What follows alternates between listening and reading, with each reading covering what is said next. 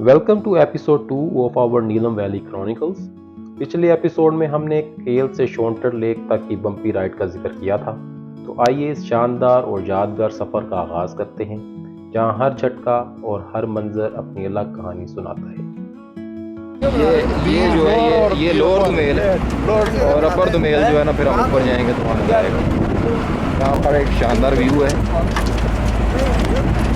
और जितना camera hit रहा है उससे पता लग रहा होगा कि जीप पे खड़े होकर सफ़र करना भी इतना आसान नहीं, और उस पर मज़ीद ये है कि कमेंट्री करना मज़ीद मुश्किल है।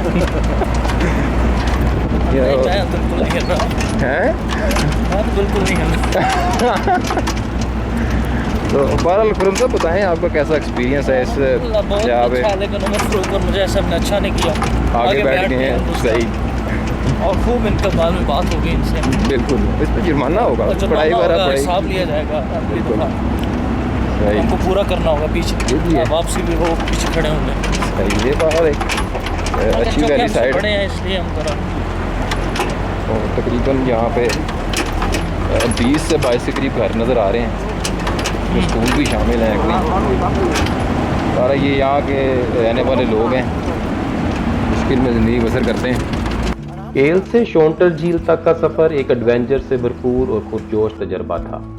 ये खुली जीप में किया गया सफ़र न सिर्फ एक चैलेंज था, बल्कि हर लम्हा एक नया जज्बा पैदा करता था। कच्चे और पथरीले रास्ते, बुलंदियों पर चढ़ते हुए झूलती जीप और हर मोड़ पर हसीन मनाज़रात इस सफ़र को नहायत दिलचस्प बना देते हैं। इस सफ़र की कुल मुद्दत तकरीबन 3 घंटे थी, मगर ये वक्त इतनी तेज़ी से गुजरा कि हमें पता ही नहीं चला। इस बम्पी राइड में सफ़र करते हुए आपको ये एहसास होता है कि आप कुदरती हुस्न के दरमियान हैं और हर कदम के साथ नया मंजर आपका मुंतज़िर है। इस रास्ते पर न सिर्फ पहाड़ों की खूबसूरती, बल्कि इलाके की तारीख और मकामी ज़िंदगी भी एक अलग कहानी सुनाती है। शोंटर वादी की इस रास्ते पर सफ़र करते हुए आपको न सिर्फ दिलकश मनाजिर नज़र आते हैं, बल्कि ये सफ़र आपकी रूह को भी एक नया सुकून फराहम करता है। सफ़र की सारी थकान शोंटर झील को देखकर रफू हो जाती है। शोंटर झील का मंजर बेहद दिलकश और जादुई है, जैसे किसी कुदरती आर्ट का हिस्सा हो। इस झील की शक्ल चमच की तरह है, जो न सिर्फ आंखों को राहत देती है, बल्कि दिल को भी सुकून पहुंचाती है। पानी का रंग नीला और हल्का सब्ज मिला है, और इसके इर्द गिर्द के पहाड़ जैसे इस झील को अपनी आगोश में समेट कर रखते हैं। ये झील न सिर्फ कुदरत का हसीन तोहफा है, बल्कि शोंटर वादी का दिल भी है, जो हर आने वाले को अपनी खूबसूरती में महव कर लेती है। मकामी लोग जो अपनी ज़िंदगी इस हसीन झील और पहाड़ों के करीब गुजारते हैं, इनकी सादगी और कुदरती हुस्न से जुड़ी हुई ज़िंदगी एक अलग ही सुकून और तवाज़ुन की अक्कासी करती है। यहाँ के मुकामी लोग अपनी गुजर बसर के लिए भेड़ बकरियों पर इन्हसार करते हैं। ये जानवर न सिर्फ इनके दूध, गोश्त और ऊन का ज़रिया हैं, बल्कि इनकी मईशत का भी अहम हिस्सा है। मुकामी लोग अपने मवेशियों को हरी भरी वादियों और पहाड़ों के दामन में चराने के लिए जाते हैं और कुदरत के दिए गए वसाइल से अपनी ज़रूरियात पूरी करते हैं। कुछ वक्त झील पर क़याम के बाद हम इसी बम्पी राइड पर वापसी के लिए अपर दुमेल रवाना हो गए। अपर दुमेल पहुंचने पर कुछ मुआवजे के एवज़ एक कच्चे मुकामी होटल की छत पर हमने खैमा नस्ब कर लिया। नाश्ता और खाना इसी मुकामी होटल से दस्तयाब हो गया, जबकि चाय का सामान हम साथ लेकर गए थे ताकि मज़ीद बचत हो जाए। खैमा नस्ब होने पर खुरम साहिब को बहुत ही खुशी हुई। इस पर उन्होंने कुछ तस्वीर बनवाई, बल्कि रात गए भी एक तस्वीर बनवाई। सुबह सवेरे नाश्ता किया, सफ़र पर साथ ले जाने के लिए डे पैक्स पकड़े, गाइड से ग्रुप की तस्वीर बनवाई और निकल पड़े एक इंतहाई खूबसूरत सफ़र पर। आगाज़ में हमारा सफ़र सरसब्ज वादी के बीचों बीच था, जहाँ कुदरती फूलों की भरमार थी। सफ़र का आगाज़ निस्बतन आसान था, क्योंकि हम शोंटर नाले की तरफ बढ़ रहे थे, जो कि उतराई पर था। हाइकर्स इस बात का ख़ास ख्याल रखते हैं कि इस तरह के सफ़र को सूरज तलू होने से कबल शुरू कर दें, ताकि बरवक्त अपनी मंजिल तक पहुंच सकें।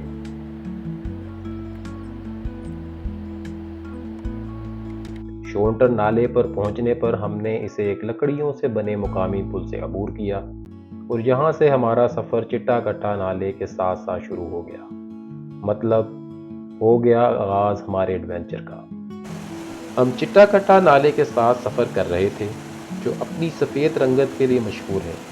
راستہ نالے کے بالکل قریب سے گزرتا ہے اور ایک مقام پر تو یہ نالے کے ساتھ مل کر ایک ہو جاتا ہے۔ اپر دمیل سے چٹا کٹا جھیل کا فاصلہ تقریباً 9 کلومیٹر کے لگ بھگ ہے۔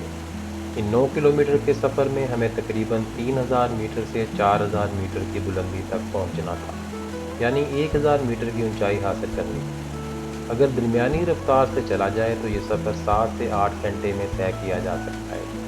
بہت سے ٹریکرز اس راستے کے وسط میں ڈیک 1 یا ڈیک 2 جیسی کیمپ سائٹس پر قیام کرتے ہیں، لیکن ہمارا ارادہ تھا کہ اس ٹریک کو ایک دن میں مکمل کر کے رات کے قیام کے لیے اپر دمیل واپس پہنچ جائیں۔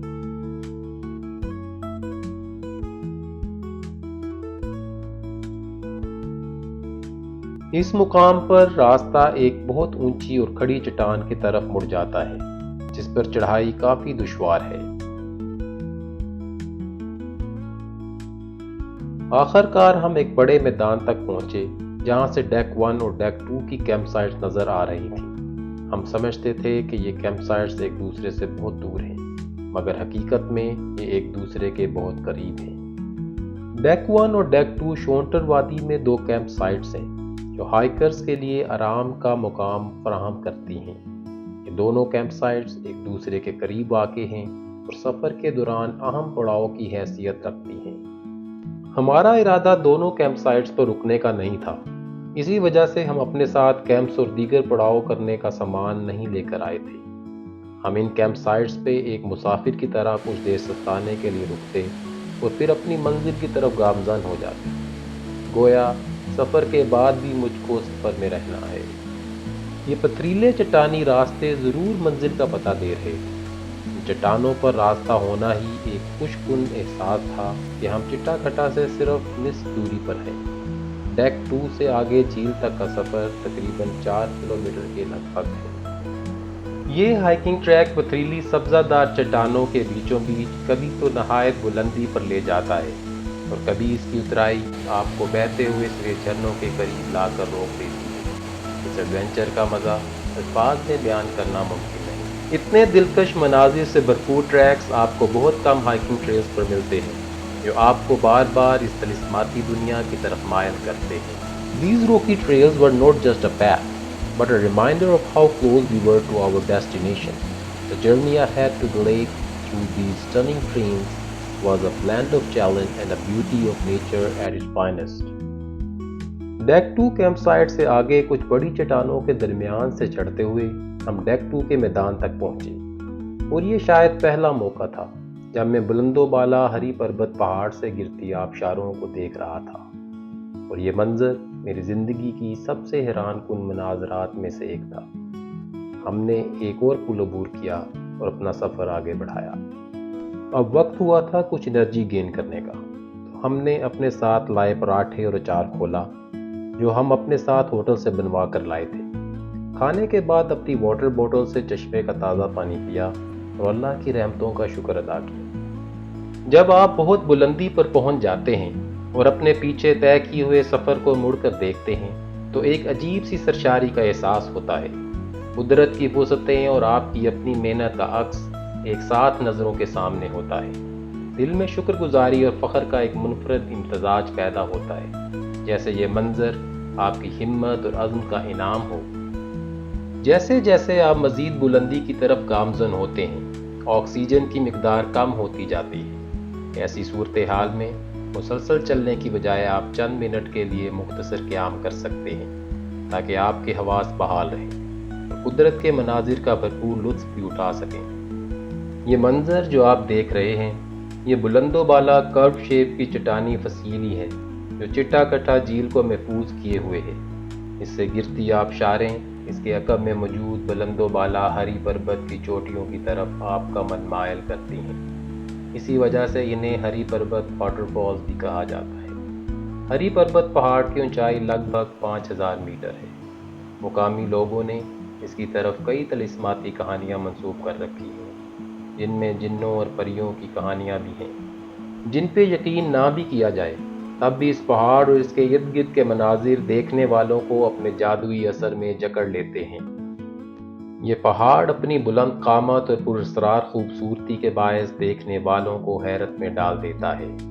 ہری پربت کی چوٹیوں کے گرد منڈلاتے بادل اور ان سے گرتی آبشاریں اس منظر کو اور بھی دلکش بنا دیتی ہیں، گویا قدرت نے اسے اپنے ہاتھوں سے تراشا ہو۔ ہم آہستہ آہستہ اسی منظر کی طرف بڑھ رہے تھے جہاں قدرت اپنی تمام رعنائیوں کے ساتھ جلوہ گر تھی۔ ہر قدم کے ساتھ دل میں ایک نیا جوش اور آنکھوں میں ایک نئی روشنی تھی۔ یہ راستہ 3700 میٹر کی بلندی پر واقع ہے جہاں آکسیجن کی کمی محسوس ہونے لگتی ہے۔ اس بلندی پر آپ کا جسم زیادہ تھکاوٹ محسوس کرتا ہے، لیکن قدرت کے حسین مناظر آپ کی تمام تھکن دور کر دیتے ہیں۔ جب ہم آبشار سے ایک موڑ قبل رکے تو ہمارا استقبال یہاں کے مقامی جانور کی ایک کالونی نے کیا جسے گولڈن مارمٹ کہا جاتا ہے۔ اس کے دان چوہے کی مانند نوکیلے ہوتے ہیں اور یہ جانور پاکستان میں 3000 میٹرز پر پائے جاتے ہیں۔ مارمٹس کو لارج گراؤنڈ سکورلز یعنی زمینی گلہری بھی کہا جاتا ہے۔ اس موڑ کے بعد ہمارے سامنے اس ٹریک کی سب سے خوبصورت ہری پربت واٹر فال تھی، اور یہ کیسے ممکن تھا کہ ہم اس مقام پر چند لمحے گزارے بغیر آگے بڑھ جاتے۔ جہاں ہم اوپر سے گرنے والی آبشار کے جھرنوں سے محظوظ ہو رہے تھے، وہیں ہمارا ٹریک سرخ اور نیلے قدرتی پھولوں سے لدا ہوا تھا۔ چٹا کٹا جھیل کا راستہ اسی آبشار کی دائیں جانب سے اوپر کی طرف جاتا ہے، اور یہ راستہ بہت سے ٹریکرز کی فٹنس کو چیلنج کر دیتا ہے۔ یہاں آپ کو ہوا میں کچھ خنکی محسوس ہونے لگتی ہے کیونکہ آپ 3700 میٹر سے زیادہ کی بلندی پر ہوتے ہیں۔ مسلسل جسمانی محنت کی وجہ سے آپ کا بلڈ شوگر لیول بھی متاثر ہو سکتا ہے، اس لیے اپنے ساتھ میٹھی ٹافیاں ضرور رکھیں یا اپنی پانی کی بوتلوں میں گلوکوز یا میٹھا مشروب تیار کر لیں۔ آکسیجن کی کمی ہونے پر ناک سے گہری سانسیں لیں اور کچھ قدم چلنے کے بعد کھڑے ہو کر ہی سانس لیں۔ بار بار نہ بیٹھیں کیونکہ بیٹھ کر اٹھنے پر بھی چکر آ سکتے ہیں۔ ان ٹریکس پر چلتے وقت مضبوط ہائکنگ سٹکس کا سہارا لیں۔ یاد رکھیں، چٹا کٹا جھیل کا ٹریک کوئی معمولی ٹریک نہیں ہے۔ چٹا کٹا جھیل سے قبل آخری 600 میٹر کا سفر طے کرتے ہوئے تقریباً 1 گھنٹے کا وقت لگ گیا۔ ہم تقریباً 4000 میٹر کی بلندی پر پہنچ چکے تھے اور آکسیجن کی سطح کافی کم ہو چکی تھی۔ بادل دھند کی شکل میں ہمارے راستے کو دھندلا دیتے تھے۔ ہماری ٹیم نے یہاں تک پہنچنے کے لیے بہت حوصلہ دکھایا تھا اور انعام چٹا کٹا کی صورت میں اب کچھ ہی فاصلے پر تھا۔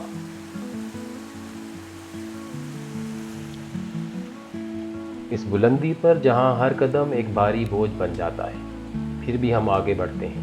ہمارے جسم تھکے ہوئے ہیں، سانسیں اکھڑی ہوئی ہیں، پھر بھی ہم آگے بڑھتے ہیں۔ چٹا کٹا جھیل دیکھنے کا جنون ہمیں چلنے کی ہمت دیتا ہے اور ہمارے دل بلند و بالا پہاڑ سے بھی بلند ہو جاتے ہیں۔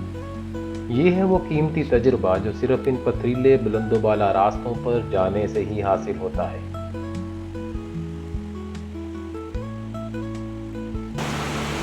واہ جی، خرم صاحب پہنچ گئے۔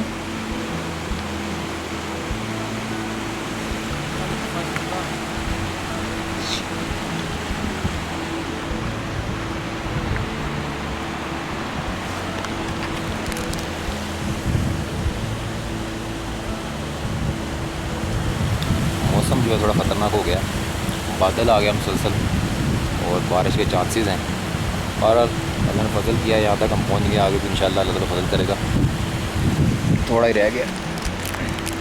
یہاں اختتام ہوتا ہے ہمارے اس ایپیسوڈ کا۔ آپ کو دکھائیں گے چٹا کٹا جھیل کے مناظر اگلے ایپیسوڈ میں۔ Stay tuned and don't forget to subscribe the channel for upcoming updates.